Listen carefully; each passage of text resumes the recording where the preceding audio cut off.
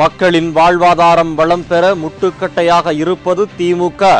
தேர்தல் பிரச்சாரத்தில் கேப்டன் விஜயகாந்த் பேச்சு.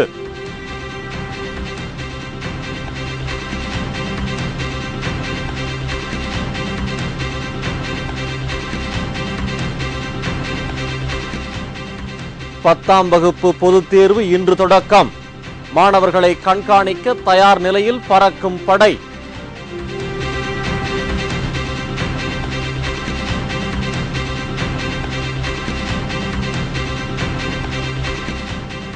வாக்காளர்களுக்கு இலவச சேலை வழங்கிய காங்கிரஸ்.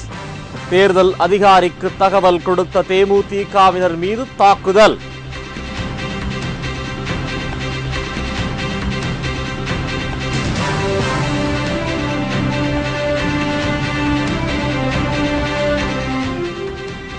பாகிஸ்தான் பிரதமர் இந்தியா வருகை. பாதுகாப்பு ஏற்பாடுகள் தீவிரம்.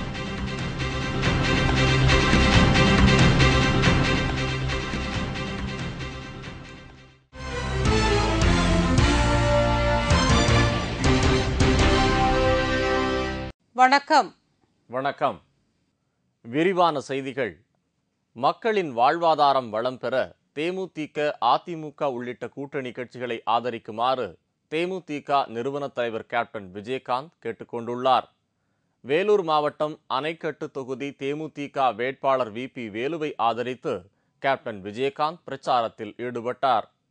இந்திய சுதந்திரத்திற்கு அடித்தளம் அமைத்த சிப்பாய் கலகத்திற்கு புகழ்பெற்ற வேலூர் மாவட்டம் தற்போது திமுகவினரின் மணல் கொள்ளைக்கு பெயர் பெற்ற இடமாக மாறிவிட்டது என்று கூறினார்.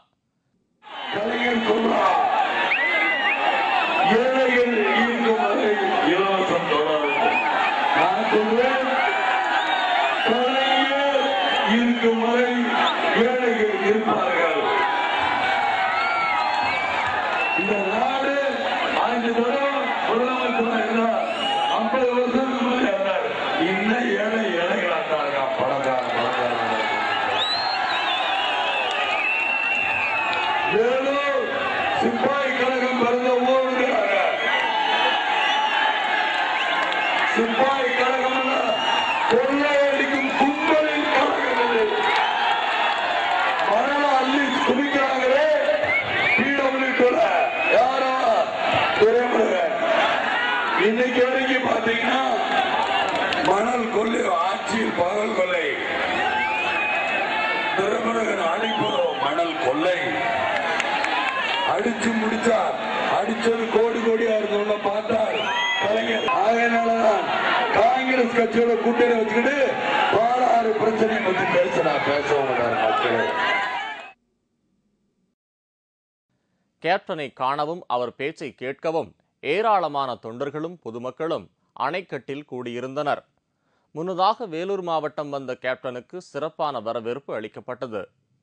முன்னதாக நேற்று காலையில் திருத்தணி தொகுதி தேமுதிக வேட்பாளர் மு. அருண் சுப்பிரமணியத்தை ஆதரித்து RK பேட்டையில் நடைபெற்ற பிரச்சார கூட்டத்தில் கேப்டன் விஜயகாந்த் பேசினார்.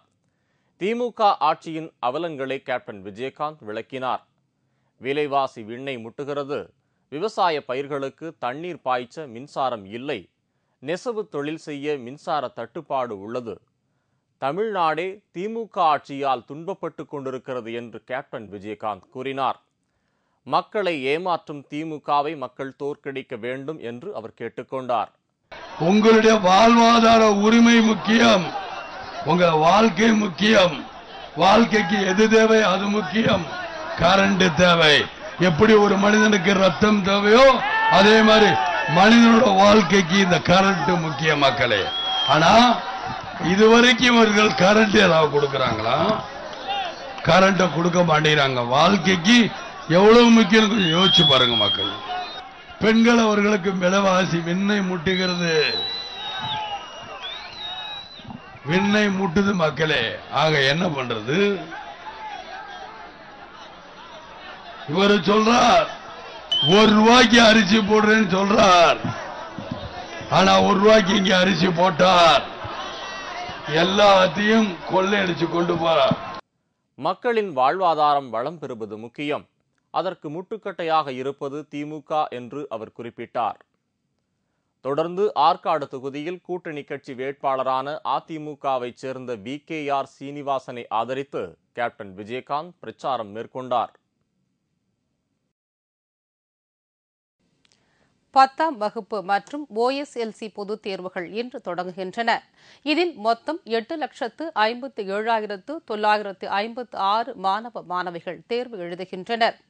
மெட்ரிகுலேஷன், ஆங்கிலோ இந்தியன் தேர்வுகள் கடந்த மாதம் 22ஆம் தேதி தொடங்கி நடைபெற்று வருகின்றன. இந்த நிலையில் 10ஆம் வகுப்பு பொதுத் தேர்வுகள் இன்று தொடங்குகிறது.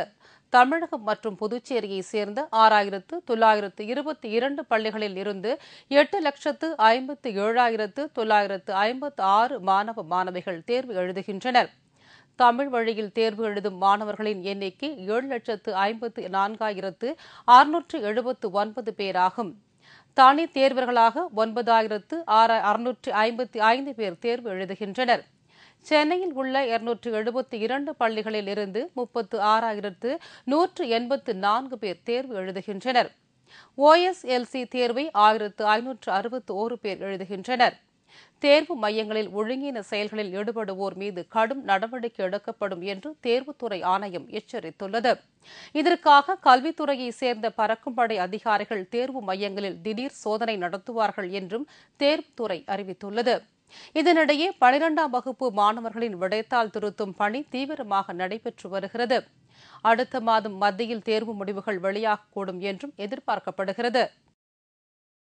சென்னையை அடுத்த பம்மலில் வாக்காளர்களுக்கு இலவச சேலைகள் வழங்கிய விவகாரத்தில் காங்கிரஸ் கட்சியினருக்கும் தேமுதிகவினருக்கும் இடையே மோதல் ஏற்பட்ட சம்பவம் பரபரப்பை ஏற்படுத்தியது.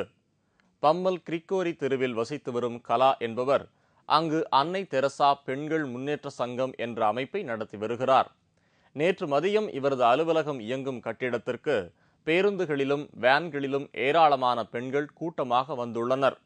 இவர்களுக்கு இலவச சேலைகள் வழங்கப்படுவதைக் கண்ட அந்த பகுதி தேமுதிகவினர் உடனடியாக தேர்தல் அதிகாரிக்கு தகவல் கொடுத்தனர். சம்பவ இடத்திற்கு விரைந்து வந்த அதிகாரிகள் மற்றும் காவல்துறையினர் இலவச சேலைகளை கைப்பற்றியதோடு பேருந்து மற்றும் வேன்களையும் பறிமுதல் செய்து காவல் நிலையத்திற்கு கொண்டு வந்தனர். இதனால் ஆத்திரமடைந்த கலா மற்றும் காங்கிரஸ் பிரமுகருமான பம்மல் பாலு என்பவர் தனது அடியாட்களோடு வந்து தேமுதிக தொண்டர்களிடம் மோதலில் ஈடுபட்டார்.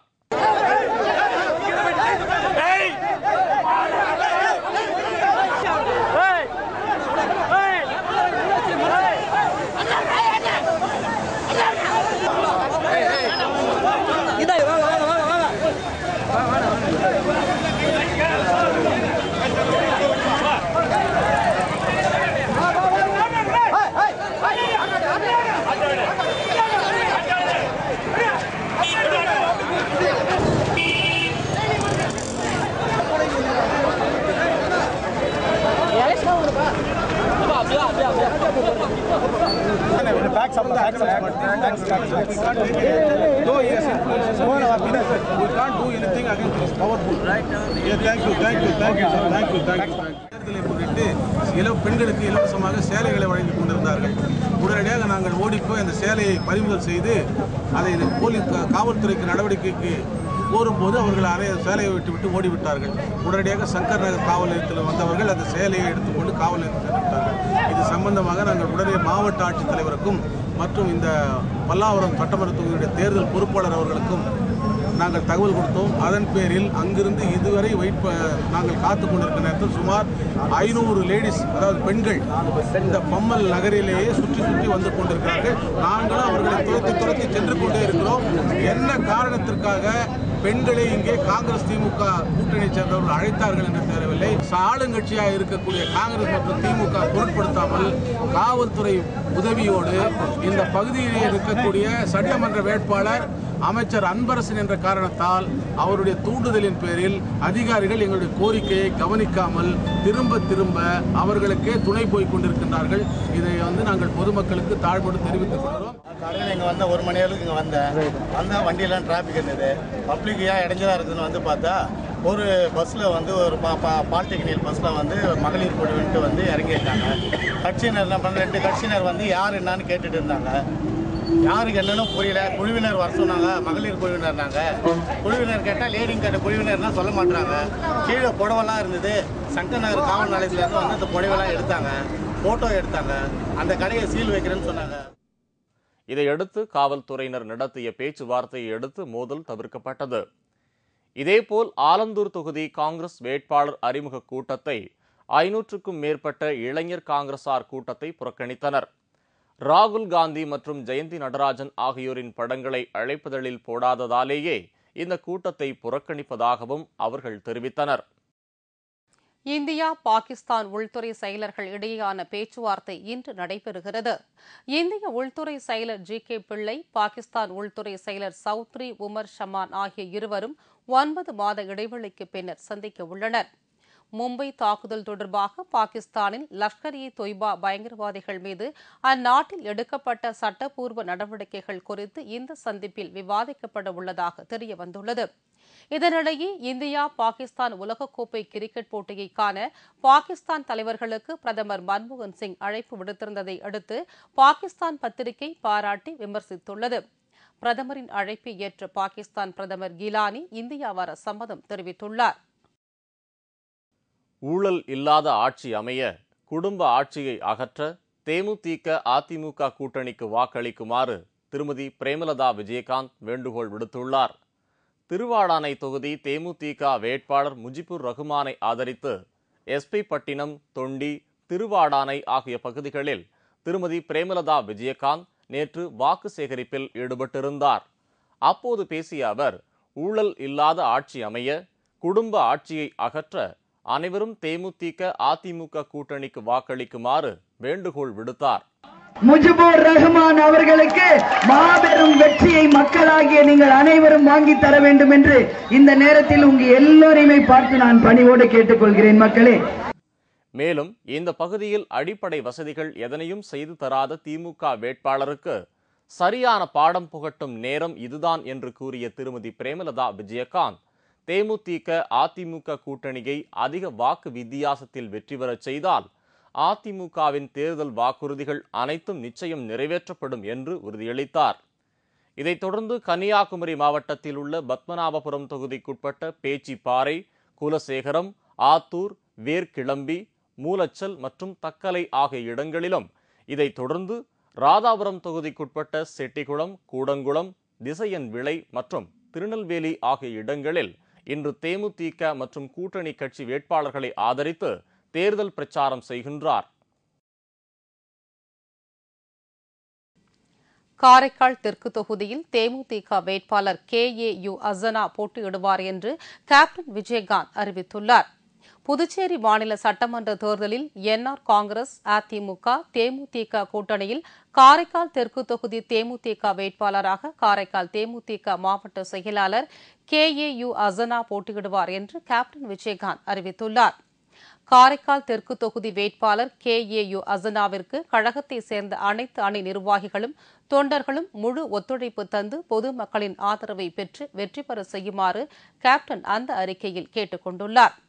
மேலும் புதுச்சேரி மாநில கூட்டணி கட்சி வேட்பாளர்களின் வெற்றிக்கும் முழு ஒத்துழைப்பு தருமாறும் கேப்டன் வேண்டுகோள் விடுத்துள்ளார். இத்துடன் செய்திகள் நிறைவடைந்தன.